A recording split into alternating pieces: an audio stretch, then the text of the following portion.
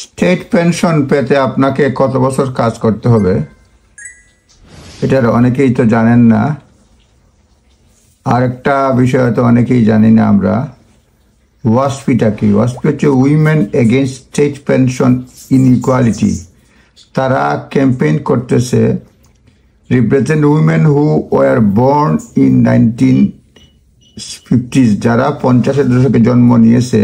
যারা বলতেছে তাদেরকে এনাফ নোটিশ দেওয়া হয় নাই তাদের রিটায়ারমেন্ট প্ল্যানের জন্য, সেই জন্য তারা ক্ষতিপূরণ চাচ্ছে।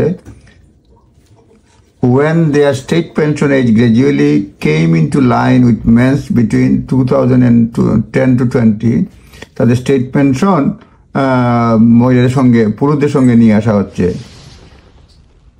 going from 60 to 65. It increased for everyone from 65 to 66. 18 থেকে 20-এর মধ্যে এটা সকলের জন্য 65 থেকে 66 করা হয়েছে, 18 থেকে 20, এবং এটা রেইজ করবে এগেইন 67 2026 থেকে 2028-এর মধ্যে, আরও বাড়বে আস্তে আস্তে।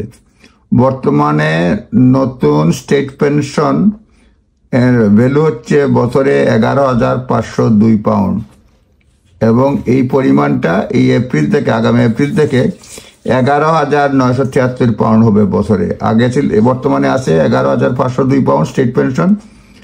এপ্রিল থেকে এটা বাড়বে এবং হবে 11,973 পাউন্ড।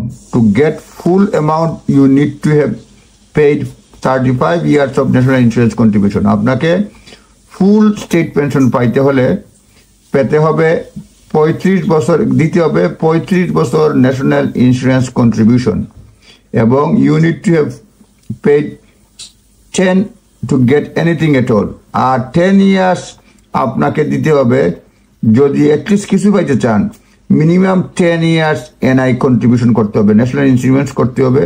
ফুল পাইতে হলে 35 year, মানে 35 বছর, আর সামান্য কিছু হলে পাইতে হলো মিনিমাম, অর্থাৎ 10 বছরের বেশি এনআই কন্ট্রিবিউশন থাকলে আপনি স্টেট পেনশন পাবেন না।